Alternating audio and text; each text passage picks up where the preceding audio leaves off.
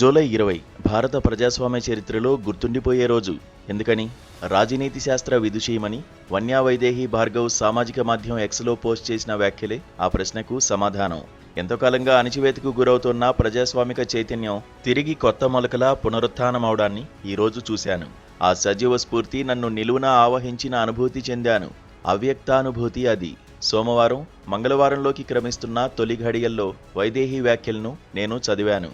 క్రితం రోజు ఢిల్లీ వీధుల్లో కనిపించిన దృశ్యాలు మనసులో మరోసారి కదలాడుతుండగా, విన్న మాటలు జ్ఞాపకాలుగా ప్రవహిస్తుండగా, ఆ కన్నంతా విన్నంతలో స్ఫూర్తిదాయక నూతన వెలుగులను దర్శించాను.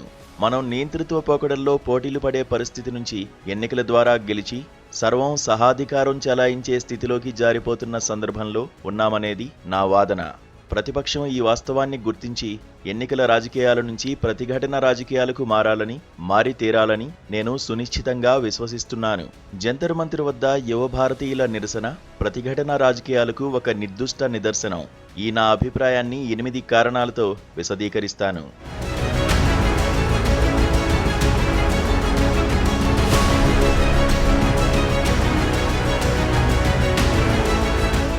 ఒకటి, అంకెలు. జంతర్ మంతర్ నిరసన ర్యాలీలో ఎంతమంది పాల్గొన్నారనే విషయమై ఖచ్చితమైన సబబైన అంచనా లేదు. 15 నుంచి 20 వేల మంది రావచ్చని నిర్వాహకులు భావించారు. ఆ ప్రకారం ఏర్పాట్లు చేశారు. అయితే నిరసన ప్రదర్శనలో పాల్గొన్న వారి సంఖ్య ఆ అంచనాకు మించి చాలా రెట్లు అధికంగా ఉన్నదనేది సందేహాతీతమైన వాస్తవం. 1,00,000 మందికి పైగా ఆ నిరసనలో పాల్గొని ఉంటారని డ్రోన్ కెమెరాలు తీసిన ఛాయాచిత్రాలు స్పష్టంగా సూచిస్తున్నాయి. తొలుత ఒక మార్చుగా అనుకున్నది తర్వాత నిరసన ప్రదర్శనగా పరిణమించింది. అంతేనా? ఎక్కడెక్కడి జనాలు వెల్లువెత్తి జనసంద్రంగా మారిన నిరసన అది. పార్లమెంటుకు వెళ్లే ప్రతి వీధి, జనపథ్లోని ప్రతి బాట మధ్యాహ్నానికి నిరసనకారులతో నిండిపోయింది. సందేహం లేదు. భారతదేశ ఆక్యుపై ఉద్యమ సందర్భమిది. 2, సహజ సిద్ధమైన సమీకరణ. నిరసనకారుల సంఖ్య కంటే వారి సమీకరణ తీరు ఈ నిరసన ప్రదర్శనకు విశిష్టతను సంతరింపజేసింది. అవును, అది సహజ సిద్ధమైన సమీకరణ. మన దేశంలో రాజకీయ పార్టీల ర్యాలీలకు డబ్బులు, ఇతర ప్రలోభాలతో జనాన్ని సమీకరించడం పరిపాటి. అయితే ఈ నిరసన ప్రదర్శన అలా జరగలేదు. జంతర్ మంతర్కు చేరిన వారందరూ తమకు తాముగా వచ్చిన వారే. ప్రతి ఒక్కరూ సామాజిక మాధ్యమాల్లో విజ్ఞప్తులకు ప్రతిస్పందించి స్వచ్ఛందంగా వచ్చినవారే. ఎవరి ప్రయాణ ఏర్పాట్లు వారే చేసుకున్నారు. సుదూర ప్రాంతాల నుంచి నడిచి వచ్చిన వారు చాలామంది ఉన్నారు.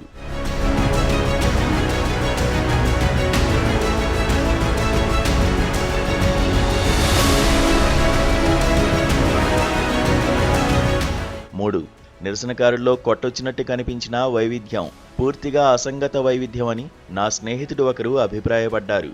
జంతర్ మంతర్ నిరసన ప్రదర్శనకు అరుణాచల్ ప్రదేశ్ నుంచి వచ్చిన ఒక వ్యక్తిని నేను కలుసుకున్నాను. అలాగే హిమాచల్ ప్రదేశ్లోని ధర్మశాల నుంచి వచ్చిన వయోజనుల బృందం ఒకటి నాకు తటస్థించింది. స్పానిష్ భాషా సాహిత్యాల విద్యార్థి ఒకరు వీల్చైర్లో వచ్చారు.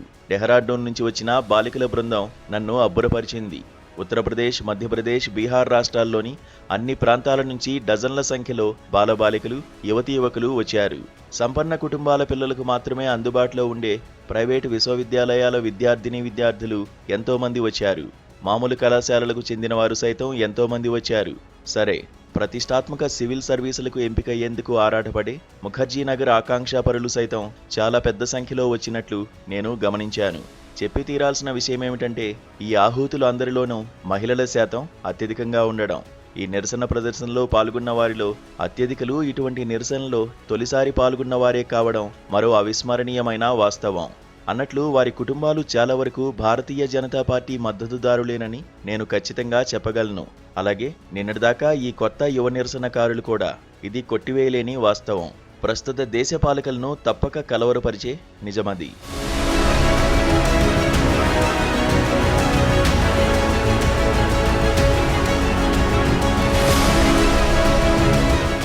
4వది, నిరసనకారుల ప్రేరణ.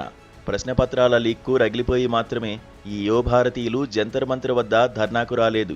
పెచ్చరిల్లుతోన్న నిరుద్యోగం, అవినీతిమయమైన అధికార వ్యవస్థలు, రాజకీయ పార్టీల కపటాలు వారిని ఈ నిరసనలో పాల్గొనేలా ప్రోద్బలించాయి. నీట్ పరీక్ష రద్దు, సిబిఎస్ఈ కుంభకోణం మూలంగా ఎంతోమంది విద్యార్థులు హతాశులయ్యారు. వారు మాత్రమేనా? ఆ యువత తల్లిదండ్రుల ఆవేదనను ఎలా విస్మరించగలం? మరీ ముఖ్యంగా ఆత్మహత్య చేసుకున్న విద్యార్థుల జననీ జనకులు, తోబుట్టువుల బాధను ఉపేక్షించగలమా?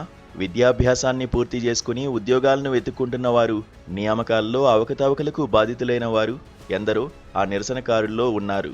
దేశ పాలనా వ్యవస్థలో అవినీతి అక్రమాలకు సంభావ్య బాధితులే ఆ నిరసనకారులు. విద్యామంత్రి ధర్మేంద్ర ప్రధాన్ తన విద్యుక్త ధర్మాన్ని సక్రమంగా నిర్వహించకపోవడాన్ని వారు తీవ్రంగా గర్హించారు. అంతకంటే ముఖ్యంగా ప్రభుత్వాలు తమకు నాణ్యమైన విద్యను అందించలేదని, ఉద్యోగాలు కల్పించడాన్ని పూర్తిగా అలక్ష్యం చేస్తున్నారని ఆగ్రహించిన యువతీ యువకుల సమూహం అది.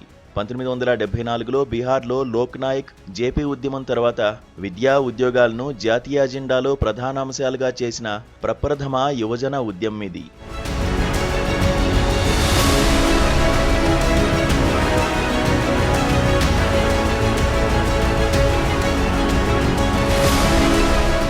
ఐదు, విశాల ప్రతిఘటనా స్ఫూర్తి. నిరసనకారులకు నిజమైన కథానాయకుడు సోనం వాంగ్చుక్. ఆయన్ని వారు అమితంగా గౌరవిస్తున్నారు. ఆరాధనా స్థాయిలో ఆ గౌరవమున్నది. అయితే ఆ వీరారాధన 15 సంవత్సరాల క్రితం అన్నా హజారే ఉద్యమంలో మాదిరిగా పెద్దపెట్టున లేదు. చిత్తశుద్ధి ఉన్న మౌన ఆరాధన ఇది. కాక్రోచ్ జనతా పార్టీ దాని నాయకత్వాన్ని విస్మరించేందుకు సైతం ఈ యువ నిరసనకారులు వెనుకాడలేదు. 6, ప్రధాన స్రవంతి మీడియాపై అసంతృప్తి. విధేయ మీడియా వెనక్కి వెళ్లిపో అని నిరసనకారులు పలుమార్లు నినదించారు. ప్రధాన స్రవంతి మీడియా కథనాల పట్ల యువత అసంతృప్తికి ఇదొక నిదర్శనం. గత నెల రోజులుగా జంతర్ మంతర్ వద్ద ధర్నాను దేశ రాజధానిలోని టీవీ ఛానల్స్, వివిధ పత్రికలు సరిగ్గా పట్టించుకోనే లేదు. పైగా పరిహసించాయి, అవాంఛనీయమైనవిగా చిత్రించాయి. అయితే ప్రభుత్వ మద్దతుదారుల కథనాలు పూర్తిగా వమ్మయ్యాయి. పాలకుల అంచనాలు తలకిందులయ్యాయి. 7, బేటలవారిన భయ సంకోచాలు. రాజ్య వ్యవస్థ పట్ల యువ భారతీయుల్లో భయ విహ్వలత తొలగిపోయిందని జూలై 20 నిరూపించింది.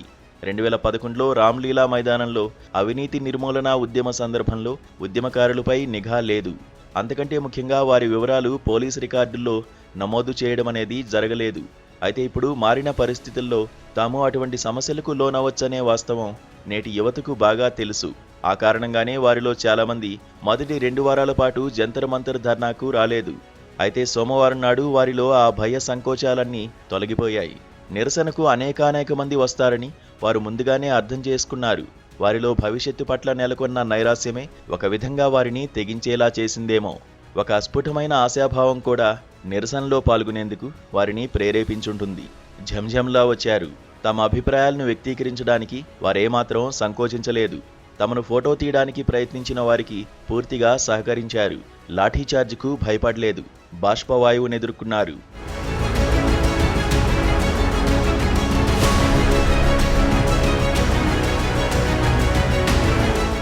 8, సామాజిక న్యాయ రాజకీయాలు.